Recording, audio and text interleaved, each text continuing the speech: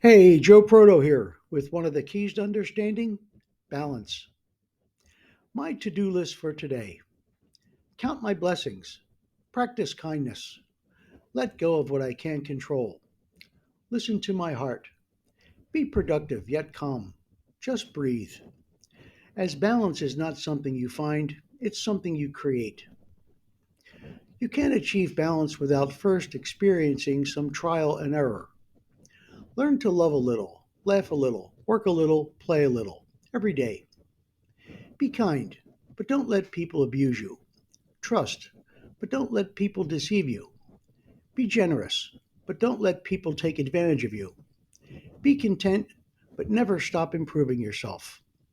Over your lifetime, you can have it all. Perhaps just not all at the same time.